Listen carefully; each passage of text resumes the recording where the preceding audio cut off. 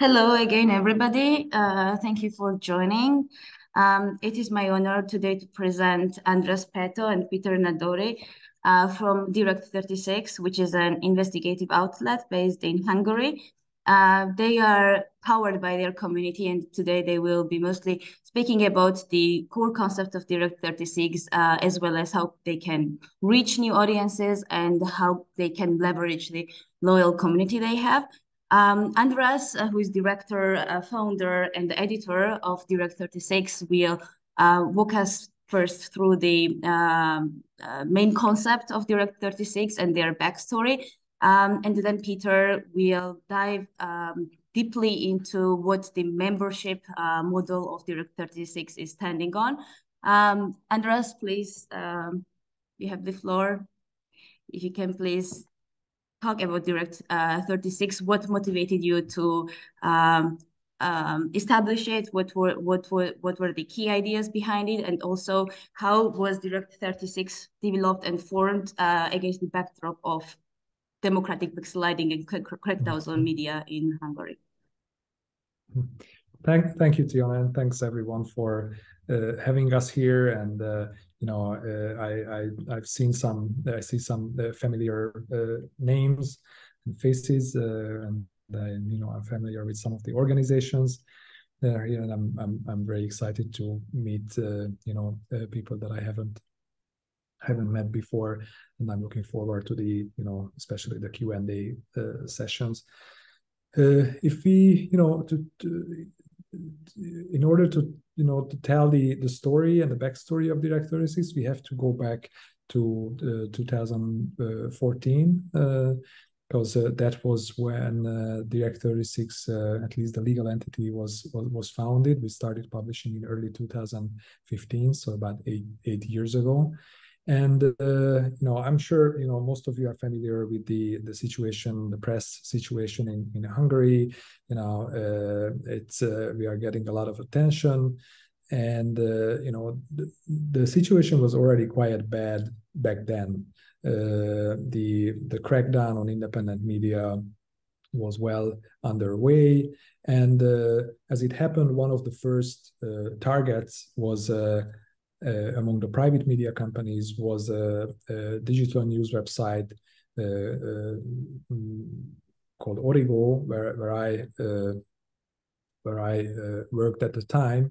Actually, it was a news website that Peter co-founded, like in the late 90s, and so we came under political pressure there, and basically we were facing censorship attempts. So we decided to leave with my colleagues, and but we still wanted to do journalism. So we had to figure out what to do next, and we decided to set up our own organization.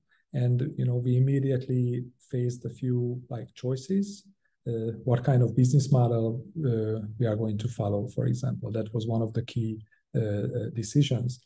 And as I mentioned, the media environment was already quite toxic at the time. So actually, there were not many investors or potential investors in the media business, because they knew that they would get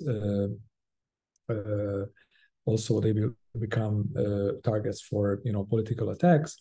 But also we kind of thought that we actually, even if there were some potential investors, I don't think we would have really wanted to involve them, because one of the sad lessons that we learned at Origo, that political pressure is very often exercised through the business connections and through contracts, through sponsorships, or through the owner, because that's what happened at Origo. Basically, we came under pressure from our own management, the business side of the company. So we wanted to avoid that. So that left us with the non-profit concept. And okay, but how do you get money as a nonprofit? Of course, you can try to attract grants from foundations. There are not that many foundations around supporting this kind of projects in Hungary or even in the region. And and also, like, if you are depending on foundations, on foundation grants, that's a pretty fragile business model, because what if those foundations decide to leave or decide to move on, then you are going to be left without resources and revenue. So we looked around and we saw that at the time, we saw a few very inspiring examples in the United States, but also here in Europe, that that could raise money through crowdfunding. That's how we, called it back then. It wasn't necessarily called membership programs. There was the correspondent in the Netherlands. There was Crowd Reporter in Germany. And we spoke with some of them. We did our homework. We did reporting. That's one of the best pieces of advice that I got. I remember at the time from the director of the Global Investigative Journalism Network, David Kaplan. He told me that if you want to set up your own organization, basically use your reporting, your journalistic skills, that collect data, collect information, collect advice. And basically that's what we did. We basically spent months with talking to people, mostly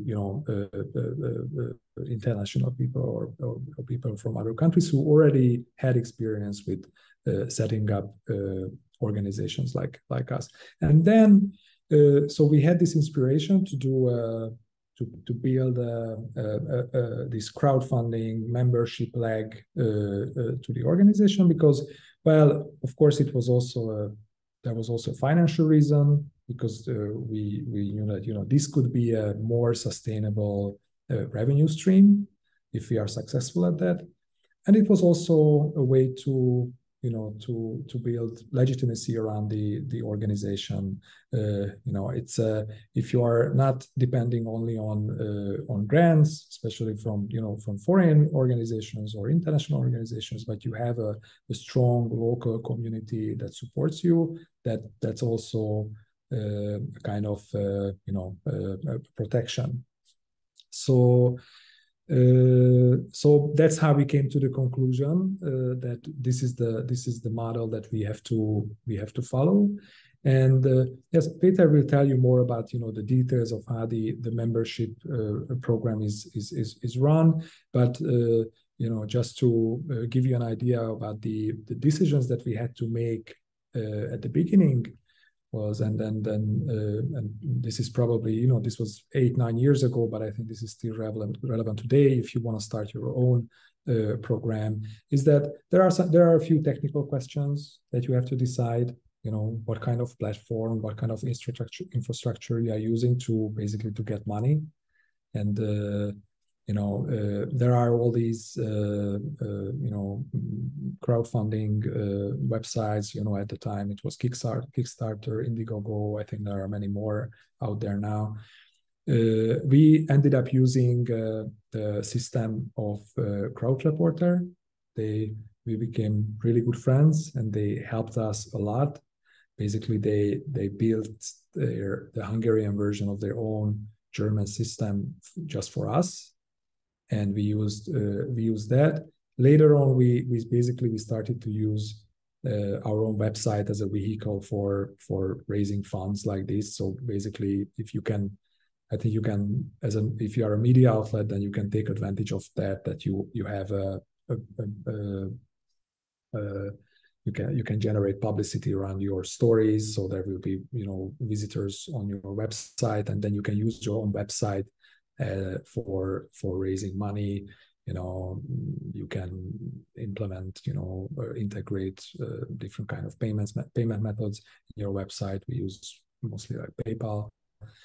And then you also have to decide,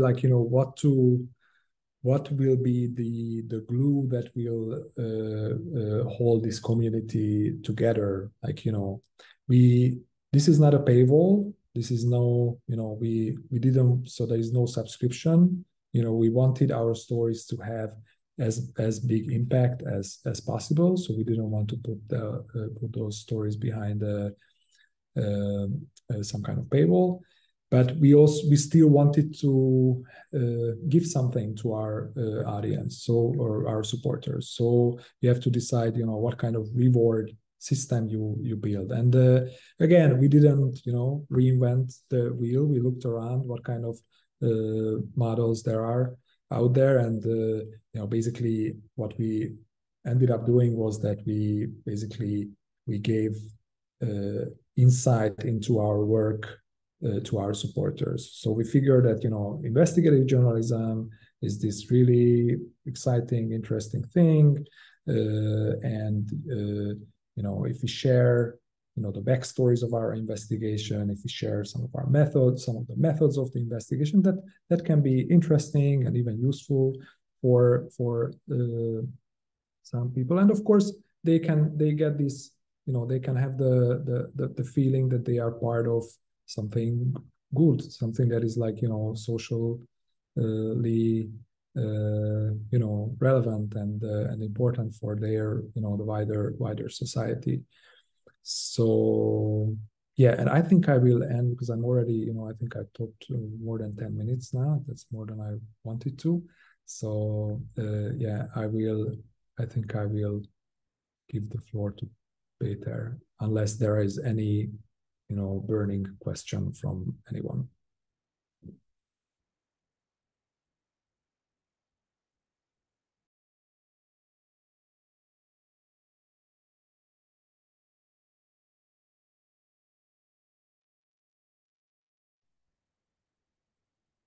I guess there are no questions at this point. So, Peter, the floor is yours. Okay, thank you very much. Can you still see my screen? Actually, I cannot. Okay, then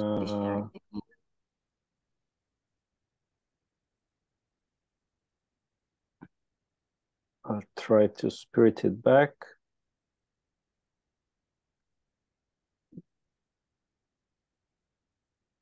Great. No, it's okay. Yes. Okay. It's not that essential anyway. So I thought I will talk a little bit about how to look in a structural way on a project like this, and fill it out with colorful details of our own work. So I will do just that. I'm sorry if I'm sure I will talk about a few things you're already familiar with. Just stop me if it's A, boring, B, unintelligible. Also stop me if you have any kind of questions. Just so just let me know if you need more detail, or if you want to challenge anything I'm saying, and so on. So first thing I'd like to talk about is something András already touched upon, but it's maybe worth looking at in I don't know, in a structural way. Is why is it a nice thing to have a membership and or crowdfunding model? And I can identify at least 4 factors, which is the first is, as you can see, is finance, which means that it gives you money to operate, which is very, very nice. On the other hand, it also gives you credibility. If you have a few thousand supporters, members, that means a few thousand people in your country or internationally who do care about your work. which is handy at times when you feel, I don't know, lonely, or you're putting together a grant application, or you have to demonstrate in the face of government propaganda that you're not just doing what the CIA tells you. This means that that having supporters, having a community around you gives you a certain amount of protection from the challenges in the outside world. And the fourth important factor is that if you have supporters, some of them will time to time inevitably tell you what they think about your work. And we all know that our work is 100% perfect all the time, but it can be nice to hear outside voices about it as well. I won't spend too much time on this one because András already told you the story of Direkt 36. But this is how you should, in theory, structure your thinking when you're starting a project such as this. As you already heard from the story András told you, that's basically how the founders of Direkt 36 did it as well. You have to decide on a lot of things. It's good if you have, a few points that you are that certain on, that you won't back down from, and everything else can be designed to serve your values, your mission, your vision. So I try to highlight some decision points. Some of these András already mentioned, but the first one is deciding upon a donation model or a more traditional payment model when you give a service product in exchange for money. As András already told you, and you maybe already know, at Direkt 36, we use the donation model. The whole backstory of the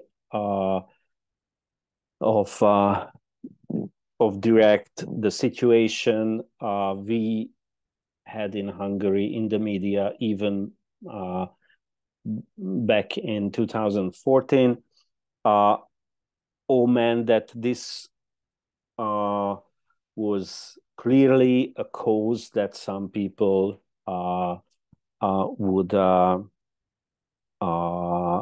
would endorse, and not just another media product, which, by the way, you can also do if you are a nonprofit. András already told you the decision to go nonprofit. It's got several positive points. It enables you, again, to apply for grants. Obviously, it won't. You won't be able to get rich, but maybe that's not the point for anyone here. You have to have some basic idea about the composition of your revenues. If the crowdfunding revenues will be your main source of money, or just an additional revenue stream. And it may be worth mentioning that these are all sliding scales. So these decisions are not black and white most of the time. There's a lot of, there can be a lot of variation in between. Like, I don't know, our esteemed colleagues in Hungary, 444, they're doing a remuneration, paywall, subscription model. But it's clear that many of their subscribers are subscribing because they see 444 as a good cause that's worth contributing to.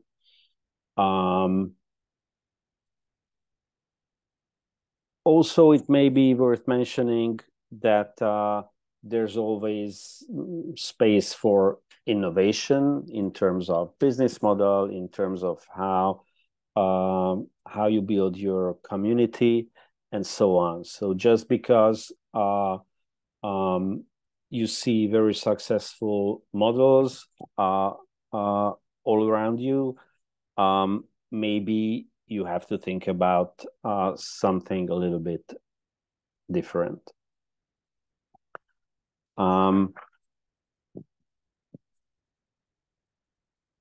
Let's get a little bit into a little bit closer to how Direkt 36 is working.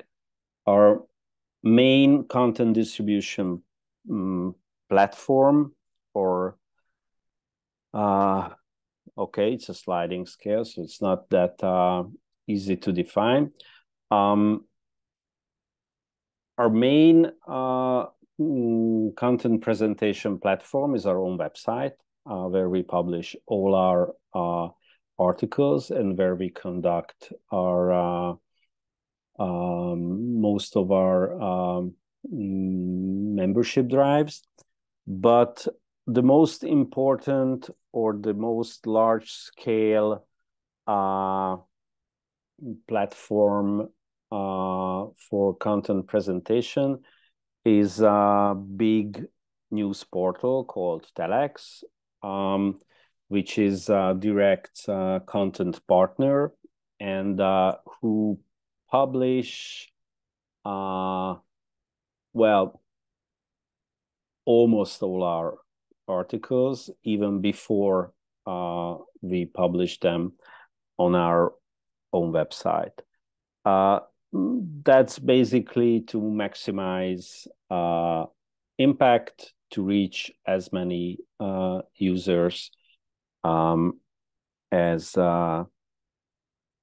it's possible. It's obviously a trade-off, because some of the people who read our articles on Direkt would read them on our own website if they weren't available elsewhere. But many of those who read our articles on Direkt obviously wouldn't encounter this content anywhere else. As is the way of our era, another very, very important channel for us is social media. In Hungary, that means mostly Facebook, unfortunately. As everybody, we try to be, I don't know, clever and tasteful with our Facebook presence, and we spend as little money as it's possible. Anyway, social media is a very important tool to reach potential members. But for Direkt 36, the the most important channel to build and maintain the community are our newsletters. All our members receive exclusive, how to put it, trailers or excerpts from our articles even before they are published on Telex. And as András mentioned, this is maybe the most important or one of the most important of the perks that they receive as members. We also have events exclusive to our members. And I would say there's a certain very, very important minority of our members who are interested in our events and workshops. Also, I think that it can be pretty important for all the other members just to see that that this is a real community. This is an organization that gives back something to their supporters, even if they are personally not interested in coming to the events.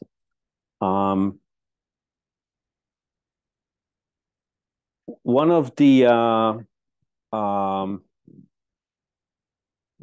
most important decisions to make, and perhaps impossible one, is to decide on if you start a membership model, is how you will do your donor management. Direkt 36 is almost at a stage after 8 years when we will migrate all of our CRM efforts to an actual CRM system, which was developed specially for Direkt 36. But in the previous, 7 years, this was done in the largest Excel sheet that you can imagine. This means that you have monthly payments, you have yearly payments, you have one-time payments, you have emails to take care of, and so on and so forth. You want to know if a certain member is a member at any given time or stopped paying, a year and a half ago, and so on and so forth. It's the most exciting part of managing a membership community, and I can tell you very, very interesting stories about it later if you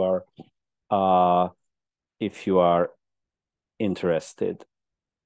I think I'll stop for a little bit to take questions because I've touched upon a lot of things, and I'm sure that there must be some.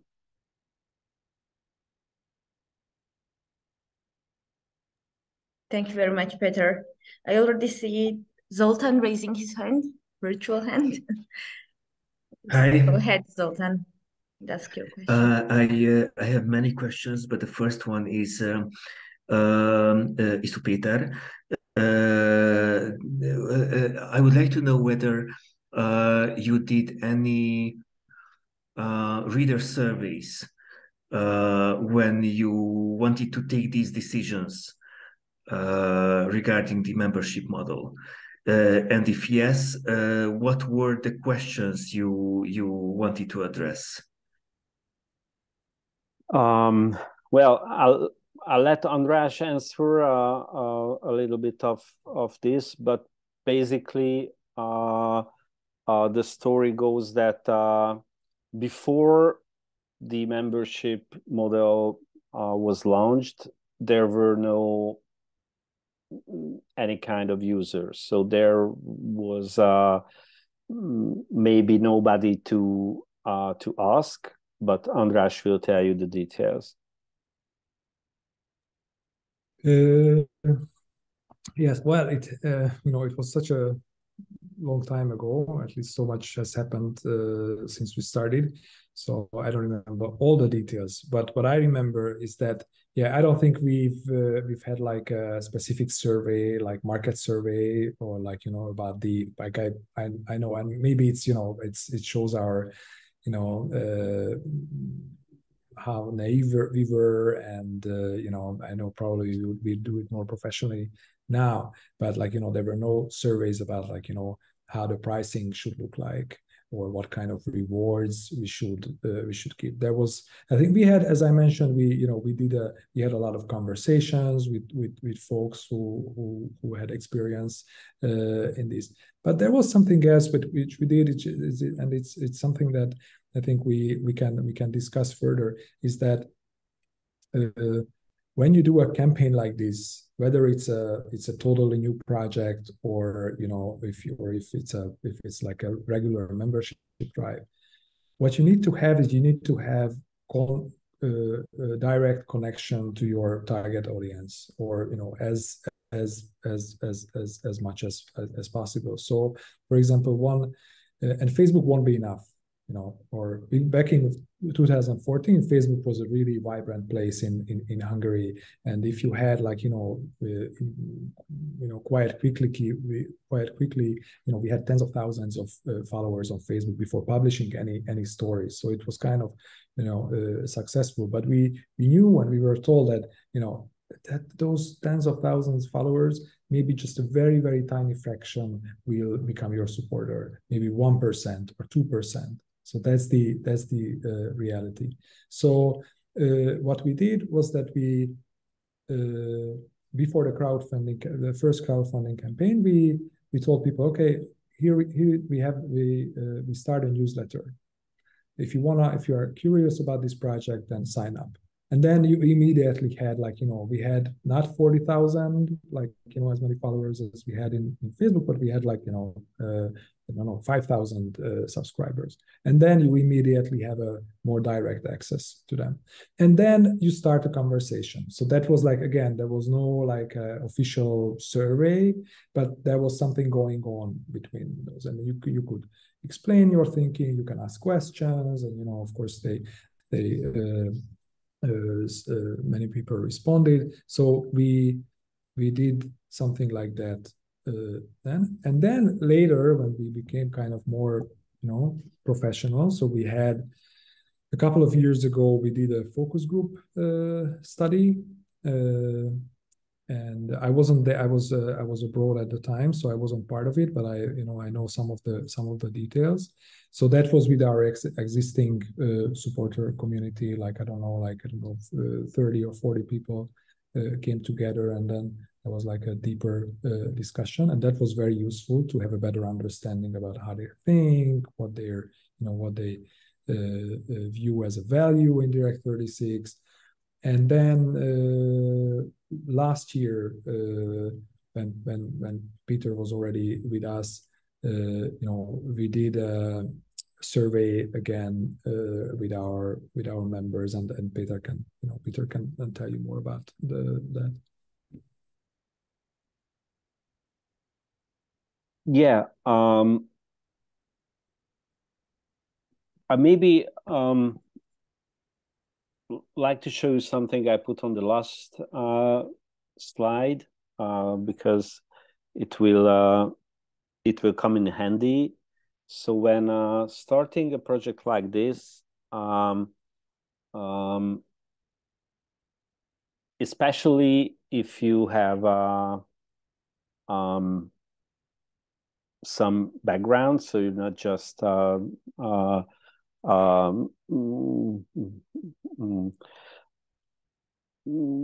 had a bright idea to start something, but you've been just leaving the most prestigious news portal in Hungary, or in the case of Direkt, the news portal that's been started 3 years ago, almost. You resigned en masse from the other most prestigious news portal in Hungary.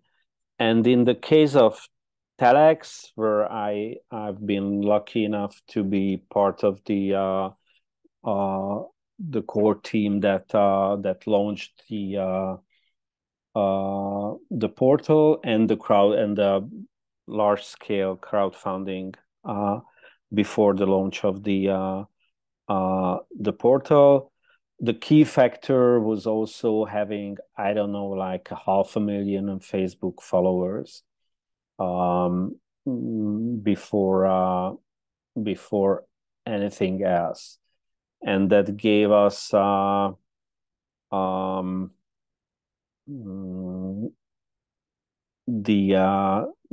certainty that this is not something that simply could not work. There were a lot of discussions about suggested contribution amounts, about the platform to use, and so on and so forth. But in theory and in my practice, these situations tend to be kind of like, you can't take as much time as you want, because people will forget about you. You want solutions and structures in terms of the platforms you are using, in terms of the model, in terms of the suggested amounts, and so on, that can be scalable and flexible. Sure. So you're not stuck with what you decide on the first day. And of course, you don't have all the money in the world, so you're looking for cost-effective solutions. And this is one of the situations in life when you basically have to choose two about these three, if you're lucky. If you're not, then you will be stuck with one or none of them. So at least when you're starting a project like this, you will either don't have the time to conduct large-scale market research, or you don't have the money to do that, or you don't have the time, neither the money. But as you are going forward, as I already highlighted, it's very important to have feedback from the community, and we solicit that. We conducted last year a member survey, and obviously one of the things we've been curious about is if they think that they get enough value, whatever that is, for the money they are contributing. Also, we've been curious about how they see our content, of course. What kind of additional content would they want to see? The the only problem with surveys like these is that those people tend to answer who are pretty involved in your project, and they, at least in our practice, they tend to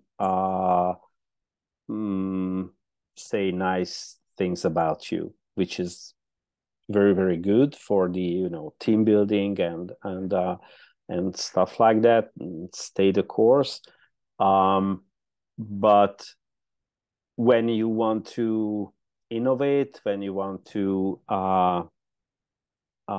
try out new things, it's not 100% helpful. There won't be guarantees that if you do this or that, it will be a hit with your members.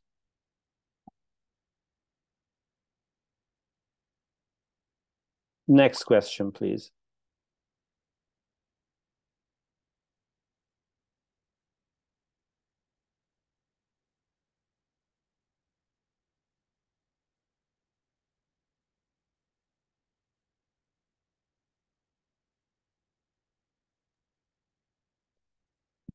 Are there any questions? I don't see any hands.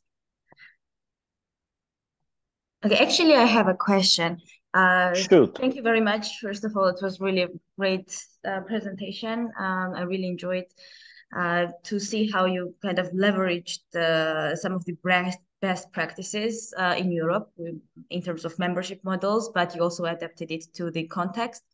I have a question about how you manage your members. So first, I understand that you have CRM, and at the same time, you have mentioned, Peter, that you often hold some events. But at the same time, I was wondering if you have some sort of a hub, online or offline, mostly online, where members can interact with each other and learn from each other. And I think you do, right? And I was wondering how you keep this active. How do you keep members actively engaged?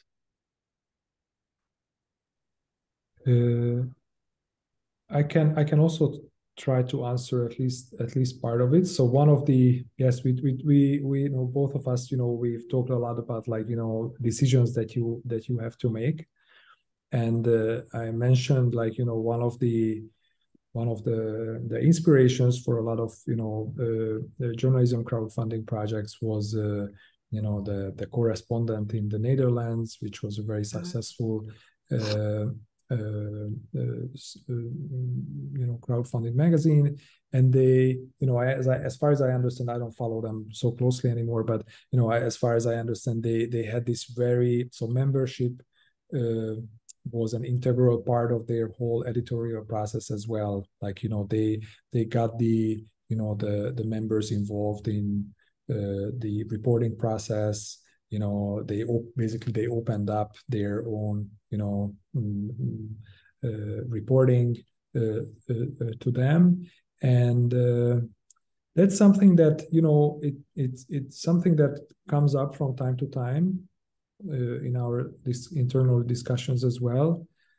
But the thing is that we are an investigative journalism outlet, so almost everything that we work on is kind of sensitive, or we really have to be careful, of course, with how we protect our sources, but also we get a lot of information that in the end, we cannot publish them because we would get sued, or it's just not solid enough. So it's very, opening up that process would be quite risky for us. So we don't have that kind of membership where members are also influencing the decisions of the editorial decisions, or even like financial decisions. Probably the forum that we have for having some kind of discussions among them is the events that we organize. There are like different kind of formats that we've developed. One is like, you know, a very traditional event with speakers. You know, we invite you know, we organize events where we invite guests, you know, experts, or you know, or some high-profile people who can talk about the economy or politics, or you know, and usually topics that we also cover in our stories. Or sometimes, you know, we have a major story, and then we do an event where, you know, our own reporters share their experience. And you know, these are.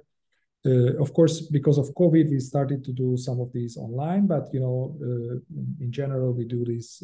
These are live events, so you know, people are there, and you know, they can talk to each other, they can talk to us, and then there is also a kind of more intimate format when we do workshops where we share our you know, journalistic methods that can be, or techniques that can be useful for people who are not journalists, like, you know, how do you research online, how do you analyze data, how do you use some of the open source intelligence techniques.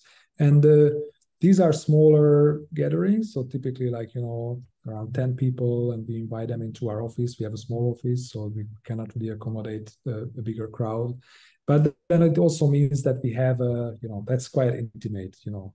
Inevitably, there will be some kind of discussion, and they will also give us ideas, and they ask a lot of questions. So I really like those. I really like those gatherings. And then now we also experiment with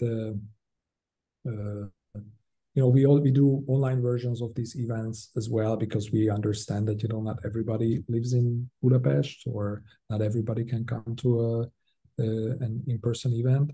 And now we are also experimenting with a format where we will, you know, we want to demonstrate, like, you know, how active we are in the international investigative journalism community, and how, you know, we have you know, we've been part of some of the biggest global investigations like Panama Papers or Pegasus Project. You know, we wanna show this side to our supporters, so we will start inviting you know, our friends from abroad. And you know, the first such event is you know, the organization of it is underway. So yeah, so this is a kind of like a hybrid format that we use for nurturing some kind of discussion or relationship with the audience. I don't know, did I leave out anything, Peter? I just would like to stress that we've examined the opportunity from time to time of starting a dedicated, let's say, Facebook page for members only. But it's a conscious decision that we didn't do that. And exactly because we did not think, as András already told you, why we didn't think that we could fill it with enough content. We could maintain a vibrant enough conversation with our members. And because one of our core values is that we don't do a lot of things, but if we do something that's done in a high quality manner, so far we consciously decided not to do something like that. Obviously, it's maybe even not worth mentioning, because it's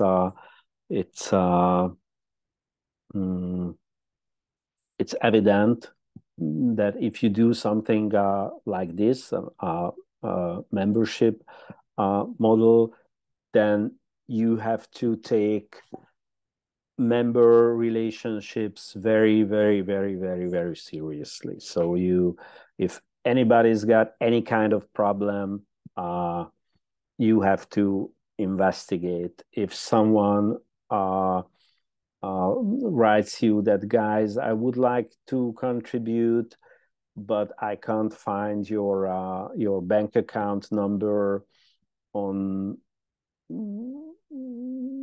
anywhere. How can you be so stupid that you don't put that anywhere? You don't write back that I'm sorry, but the stupid one is you, because it's there several times on our webpage. You have to be very, very nice and explain that what's your account number. If I don't know, if somebody because of some technical glitch does not receive a newsletter that she should receive, you have to go out of your way to explain why that happened and to apologize for it, and so on and so forth. So you have to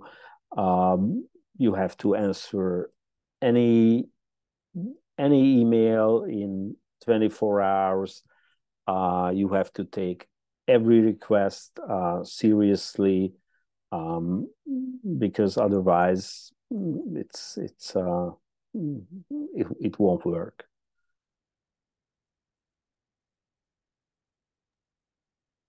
Thank you very much. I guess we also still have time for one more question. Okay, if there are no questions, I will bore you with something that took me a little time to wrap my head around. Okay? Yes, I don't see. Because I have among other things, a business background where if there's roaring inflation in a country, as there is in Hungary right now, you just raise your prices and hope for the best. When you have a membership model with member categories that are tied to certain amounts, but those amounts are still donations, you have obviously can't just say that, okay, you've been a friend category supporter, and the friend category was 1,000 forints until now, but life is getting expensive, so it's 1,500 forints from now on. First of all, and that's a trade-off, you have to accept that some of your supporters will stay in the 1,000 forint category, maybe forever, and you love them for that, and they are as valuable as all the others.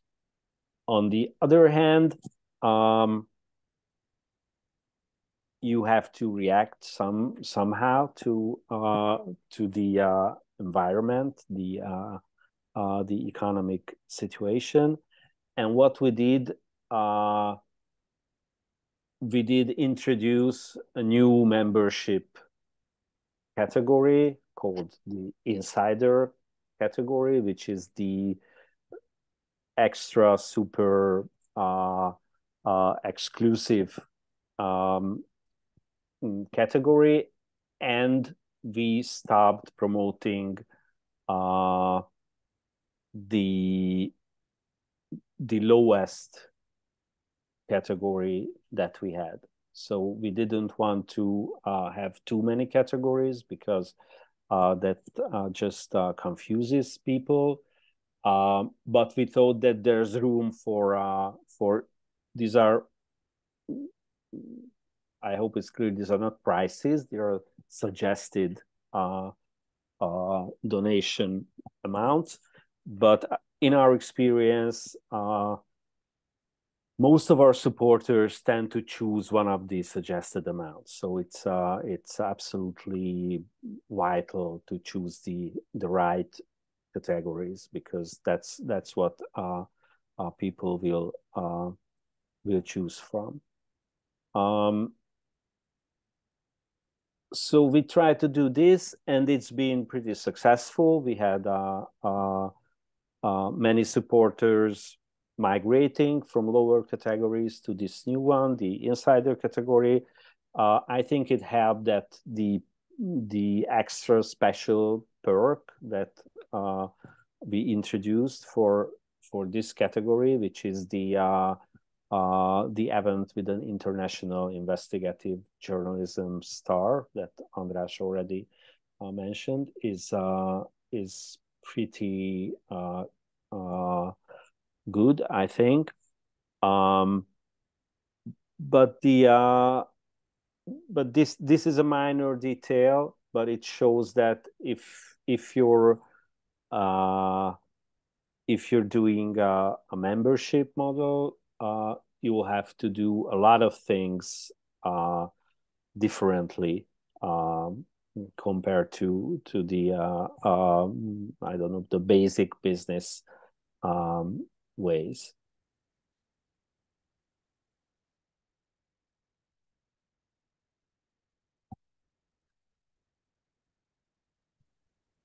Thank you very much, Peter. It's very interesting.